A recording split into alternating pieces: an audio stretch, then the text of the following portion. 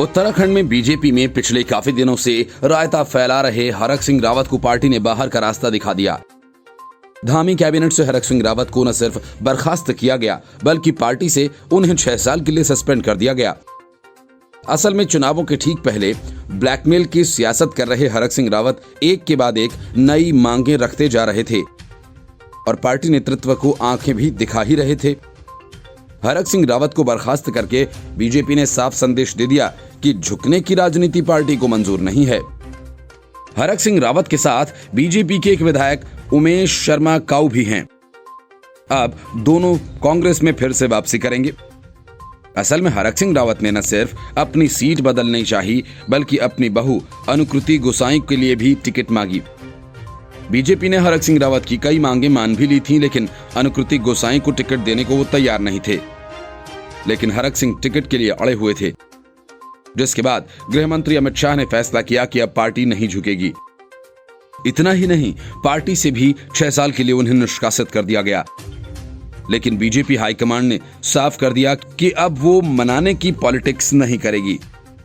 BJP के प्रवक्ता शादाब शम्स ने कहा कि अगर ऐसा है तो बीजेपी का मत स्पष्ट है कि वो झुकने की पॉलिटिक्स नहीं करेगी। बीजेपी आलाकमान ने हरक सिंह रावत की बहू को टिकट देने से इनकार कर दिया। हरक सिंह रावत को बीजेपी से बर्खास्त किए जाने के बाद कांग्रेस उनके स्वागत में रेड कारपेट बिछाने में जुट गई है। ये वही हरक सिंह रावत हैं जिन्होंने कांग्रेस से बगावत कर हरीश रावत की सरकार गिराई थी। कांग्रेस नेता प्रदीप टम्टा ने भी कहा कि अगर वे कांग्रेस में आना चाहते हैं तो उनका स्वागत है। Bureau report, news of India. उत्तर प्रदेश में विधानसभा चुनावों में कांग्रेस की पहली लिस्ट आते ही विवादों के पटाखे फूटने लगे हैं। 125 उम्मीदवारों की लिस्ट में कांग्रेस ने 40% महिलाओं को टिकट जरूर दिया, लेकिन हस्तिनापुर से उनके उम्मीदवार 27 साल की अर्चना गौतम लगातार चर्चाओं में बनी रहीं।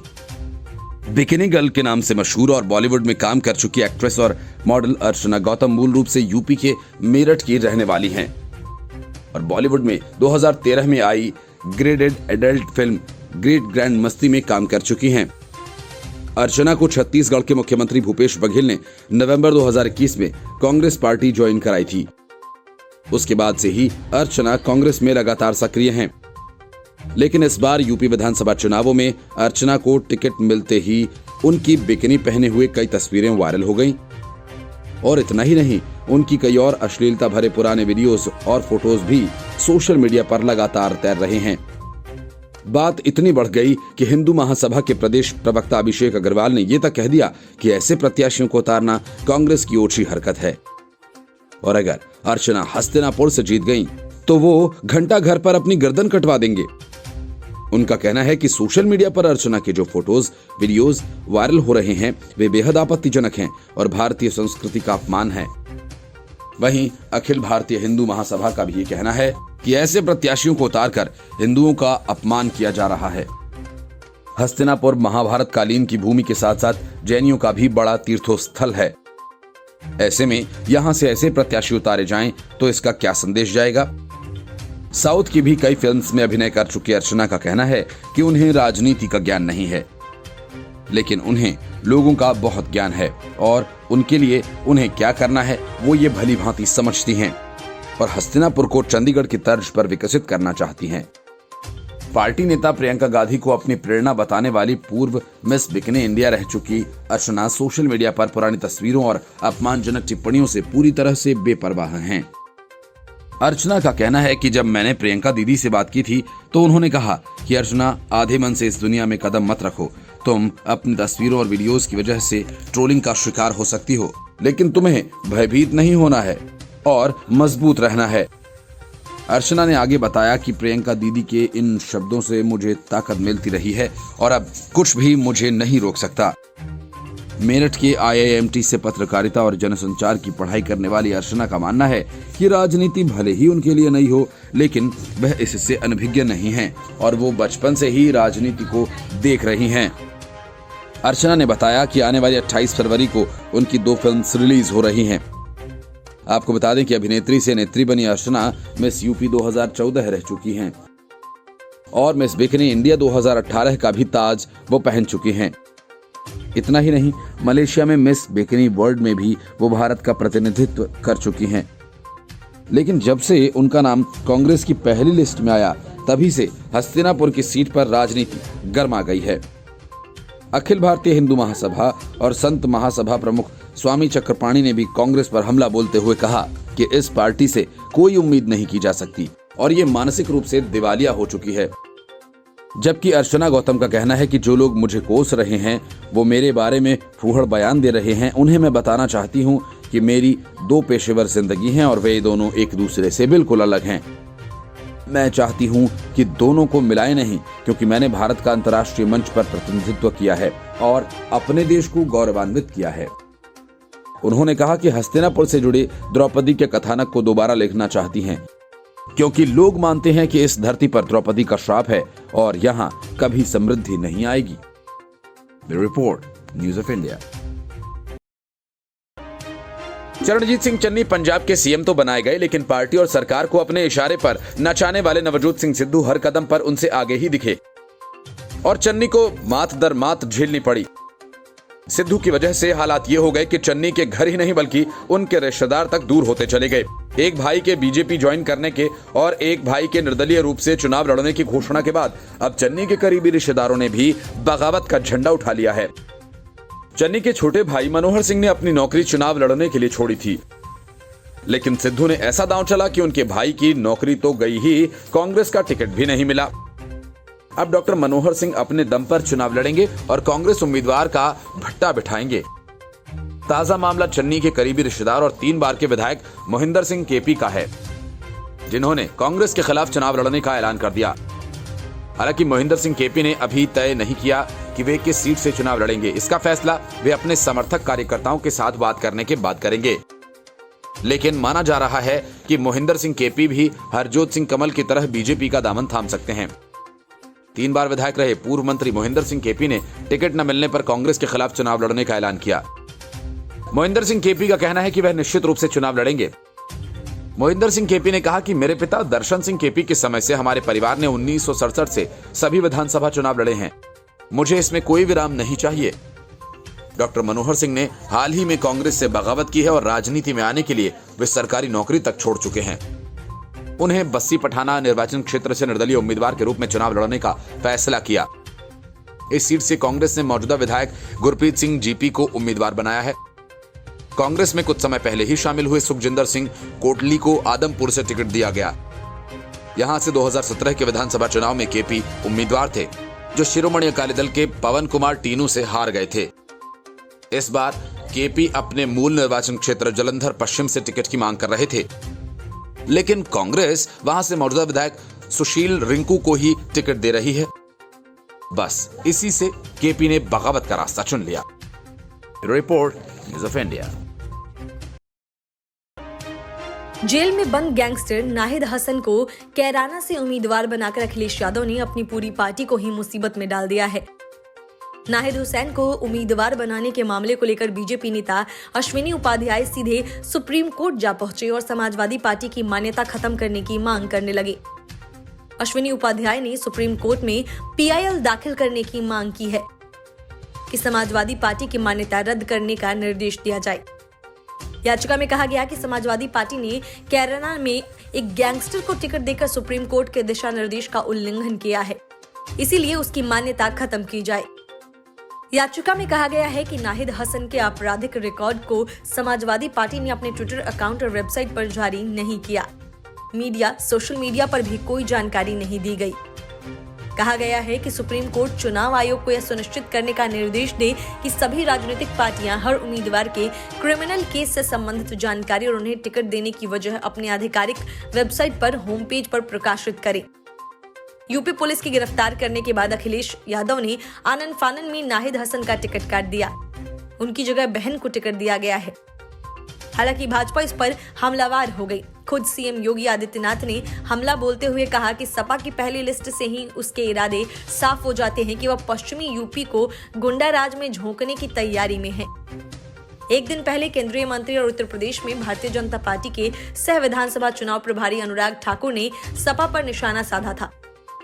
उन्होंने कहा कि सपा का प्रत्याशी नंबर 1 विधायक नाहिद हसन सपा के कैराना से उम्मीदवार जेल में बंद है। और दूसरा उसका विधायक अब्दुल्ला आजम जमानत पर है। सभा की सूची देखेंगे तो शुरुआत जेल वालों से होती है और अंत बेल वालों पर होगा। उन्होंने कहा कि यह जेल बेल का खेल समाजवादी पार्टी का असली खेल है। यूपी में 10 फरवरी से वोटिंग शुरू हो जाएगी। कुल 7 चरणों में वोट पड़ेंगे। आखिरी वोटिंग 7 मार्च को होगी। Bureau report, news of India. Uttarakhand विधानसभा चुनाव में भाजपा लगातार ऐसे दांव खेल रही है कि कांग्रेस को संभलने का मौका ही नहीं मिल रहा है। 5 साल से सत्ता से बाहर कांग्रेस को एक और बड़ा झटका देते भाजपा ने नैनीताल से पूर्व विधायक और महिला कांग्रेस की प्रदेश अध्यक्ष सरिता आर्य को पार्टी में शामिल कर लिया है। भाजपा ने पहले हरक सिंह रावत को पार्टी से बाहर का रास्ता दिखाया। फिर जब कांग्रेस को लगा कि अब उसके हाथ मुयक लगा और वो हरक सिंह रावत को पार्टी में शामिल कर कोई बड़ा तीर मार लेगी, तो भाजपा ने एक बार फिर से धोबी पछाड़ मारते हुए कांग्रेस की बड़ी नेता सरिता आर्य को ही पार्टी में मिला लिया और कांग्रेस को बताया कि हरक सिंह रावत तो पहले ही दगे हुए कारतूस साबित हो चुके हैं, इसलिए उन्हें खुद पार्टी ने भगा दिया। और फिर लगातार बगावती सुर अपनाए हुए सरिता आर्य को भाजपा ने अपने पाले में लाते हुए बड़ी कामयाबी हासिल कर ली। सरिता ने कांग्रेस पर उन्हें अपमानित करने का आरोप भी मढ़ दिया है। मुख्यमंत्री पुष्कर धामी और भाजपा प्रदेश अध्यक्ष मदन कौशिक ने सरिता को देहरादून में पार्टी की सदस्यता दिलवाई। इतना ही नहीं, सरिता के साथ कांग्रेस महिला प्रदेश उपाध्यक्ष रेखा बोरा गुप्ता और वंदना गुप्ता भी भाजपा में शामिल हो गई। चुनावी विश्लेषकों का मानना है कि भाजपा अपने इस दांव से उत्तराखंड में एक बार फिर से सत्ता में वापसी करती हुई दिख रही है। वहीं भाजपा में जाने के बाद सरिता प्रियंका गांधी की मुहिम लड़की हूं लड़ सकती हूं पर भी सवाल उठाए। उन्होंने कहा कि हमें इस नारे से बहुत उम्मीदें थी, लेकिन चुनाव में 20% टिकट महिलाओं के लिए आरक्षित करने की मांग तक नहीं मानी गई। कुछ महिलाएं तो मुझसे यहां तक कहती हैं कि आप अपने लिए टिकट नहीं ला पाई तो हमको कैसे दिलाएंगी। उन्होंने कहा कि भाजपा उन्हें जहां से टिकट देगी वो वहां से चुनाव लड़ लेंगी। नैनीताल से 2012 में पहली बार महिला विधायक चुनी गई 59 साल की वरिष्ठ नेता सरिता आर्य प्रसिद्ध राजनीतिक पृष्ठभूमि वाले परिवार से आती हैं। विधायक बनने से पूर्व 2003 में वह नैनीताल नगर निगम की अध्यक्ष पद पर रह चुकी हैं। नैनीताल सीट पर उन्हें पहले 3 बार महिला उम्मीदवार चुनाव लड़ चुकी हैं, पर किसी को सफलता नहीं मिल सकी थी। सरिता के पति स्वर्गीय नंद किशोर आर्य पीसीएस अधिकारी रहे हैं। सरिता 2012 से 17 तक कांग्रेस से विधायक रही, लेकिन 2017 विधानसभा चुनाव में नैनीताल सीट से संजीव आर्य के खिलाफ 7000 वोटों से चुनाव हार गई थी। साल 2015 में सरिता को राष्ट्रीय महिला कांग्रेस में उत्तराखंड के लिए महिला अध्यक्ष चुना गया। वो महिला अधिकारों, समाज सेवा के अलावा अपनी बेबाकी के लिए जानी जाती हैं। मंत्री यशपाल आर्य और पुत्र नैनीताल विधायक संजीव की बीजेपी से कांग्रेस में वापसी पर उन्होंने पार्टी के खिलाफ ही मोर्चा खोल दिया था। उस समय उनके 4.5 साल मलाई काटने वाला बयान काफी चर्चा में रहा था। सरिता ने कहा कि कांग्रेस में मेरे ऊपर ही प्रश्न चिन्ह लग गया था। पार्टी में हमारी अनदेखी की जा रही थी। कांग्रेस अब वो कांग्रेस नहीं रही जो महिलाओं की बात सुनती हो। बहरहाल सरिता के भाजपा के साथ जुगलबंदी बनाने से कांग्रेस की उम्मीदें एक बार फिर से परवान चढ़ने से पहले ही धूमिल हो चुकी हैं और भाजपा के हौसले अब बम बम हैं। Bureau report, news of India. प्रधानमंत्री नरेंद्र मोदी के काफिले को साजिश के तहत रोकने वाले नहीं चाहते कि इस मामले की जांच की जाए। यही वजह है कि पिछले दिनों सिख फॉर जस्टिस यानी एसजेएफ की तरफ से सुप्रीम कोर्ट के कई वकीलों को धमकी भरे काम किए गए थे और उन्हें इस मामले की वकालत करने से दूर रहने की सलाह दी थी। लेकिन अब मामले की जांच कर रही सुप्रीम कोर्ट की जांच समिति के अध्यक्ष इंदु मल्होत्रा को एसजेएफ की तरफ से कॉल कर धमकी दी गई है। एसजेएफ के रिकॉर्डेड मैसेज में कहा गया कि उनके खिलाफ शिकायत करने वाले वकीलों ने खुद को खतरनाक स्थिति में डाल लिया है। जस्टिस इंदु मल्होत्रा को जांच नहीं करने दी जाएगी। 26 जनवरी को मोदी को फिर रोका जाएगा। इससे पहले सुप्रीम कोर्ट के कई वकीलों ने दावा किया था कि उन्हें पंजाब में मोदी की सुरक्षा में हुई चूक मामले की सुनवाई से जुड़े जजों के लिए धमकी भरे फोन आ रहे हैं। सिख फॉर जस्टिस ने खुद को प्रधानमंत्री की सुरक्षा में चूक के लिए जिम्मेदार बताया था। इस तरह के उल्लंघन के लिए कौन लोग जिम्मेदार हैं और किस हद तक, इसके बाद दिल्ली पुलिस के विशेष प्रकोष्ठ ने भारतीय दंड संहिता और यूपीए की धाराओं के तहत प्राथमिकी दर्ज की थी। सुप्रीम कोर्ट ने हाल ही में पंजाब में पीएम मोदी की सुरक्षा में चूक की जांच के लिए रिटायर्ड न्यायाधीश न्यायमूर्ति इंदु मल्होत्रा की अध्यक्षता वाली जांच समिति की घोषणा की है।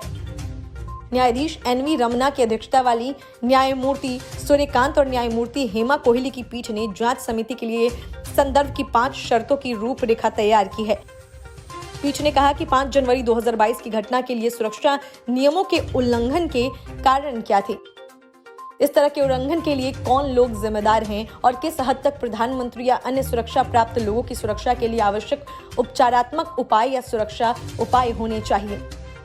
इससे पहले भी खालिस्तान समर्थक ग्रुप सिख फॉर जस्टिस की ओर से धमकी दी गई थी। 26 जनवरी को गणतंत्र दिवस पर तिरंगे की जगह खालिस्तानी झंडा फहराया जाएगा। यह ऐलान एसजेएफ प्रमुख गुरपवंत सिंह पन्नू द्वारा किया गया था। फेसबुक पर गुरपवंत सिंह पन्नू द्वारा साझा किए गए एक नए प्रोपेगेंडा वीडियो में प्रतिबंधित संगठन ने गणतंत्र दिवस पर दिल्ली में भारतीय तिरंगे के बजाय खालिस्तानी झंडा फहराने वाले शख्स को इनाम के रूप में $1 मिलियन देने की घोषणा की थी। Bureau report, news of India. Charanjit Singh Channi न तो नवजोत सिंह सिद्धू पर लगाम लगा पाई और न ही उन्हें खुलकर कह पाई, लेकिन सीएम चन्नी के भाई मनोहर सिंह ने नवजोत सिंह सिद्धू को जमकर फटकार लगाई। फतेहगढ़ साहिब जिले की बस्सी पठाना सीट से चुनाव लड़ने का ऐलान करने वाले डॉक्टर मनोहर सिंह ने कहा कि मैंने मेरिट के आधार पर टिकट की मांग की थी। पंजाब के सीएम चरणजीत सिंह चन्नी के भाई के तौर पर मैंने कोई मांग नहीं की थी, लेकिन हाईकमान की ओर से नजरअंदाज कर दिया गया। डॉक्टर मनोहर सिंह चन्नी ने कहा कि मैं इसलिए यहां से निर्दलीय ही उतरने का फैसला किया है क्योंकि लोग ऐसा चाहते हैं। प्रदेश अध्यक्ष नवजोत सिंह सिद्धू पर सीधा हमला बोलते हुए डॉक्टर मनोहर चन्नी ने कहा कि हाईकमान को मेरे बारे में भ्रमित किया गया, इसीलिए ऐसी स्थिति पैदा हो गई। नवजोत सिंह सिद्धू उन नेताओं में से एक हैं जिन्होंने बिना हाईकमान की परमिशन के ही बस्सी पठानिया में मौजूदा विधायक को ही टिकट दिए जाने का ऐलान कर दिया। मुझे टिकट न मिलने से लोग निराश है। इसके अलावा लोगों के गुस्से की एक वजह यह भी है कि जिसे टिकट मिला है उसने इलाके में कोई काम नहीं किया है। डॉक्टर मनोहर ने कहा कि मैंने सिद्धू या फिर कांग्रेस से मैं नहीं लड़ रहा हूं, लेकिन मैं जनता की लड़ाई लड़ रहा हूं। सीएम के भाई ने कहा कि मैंने चन्नी को समझाने का प्रयास किया था कि जो कुछ हुआ है वह सही नहीं रहा। मैं अब भी हाईकमान का सम्मान करता हूं। कांग्रेस की ओर से 1 फैमिली 1 टिकट का फॉर्मूला लागू किए जाने को लेकर भी डॉक्टर मनोहर ने निशाना साधा। उन्होंने कहा कि पहले भी ऐसे कई मौके आए हैं जब कांग्रेस में एक ही परिवार के 2 सदस्यों को टिकट दिए गए हैं, लेकिन यह दुर्भाग्यपूर्ण है कि मुझे नजरअंदाज किया गया। इससे पहले सोशल मीडिया पर मनोहर ने ऐलान किया था कि उन्हें चुनाव लड़ने के लिए किसी भी सिंबल की जरूरत नहीं है। उनका कहना था कि यदि लोग उन्हें निर्दलीय उम्मीदवार के तौर पर ही देखना चाहते हैं तो वो मैदान में जरूर उतरेंगे। Bureau report, news of India.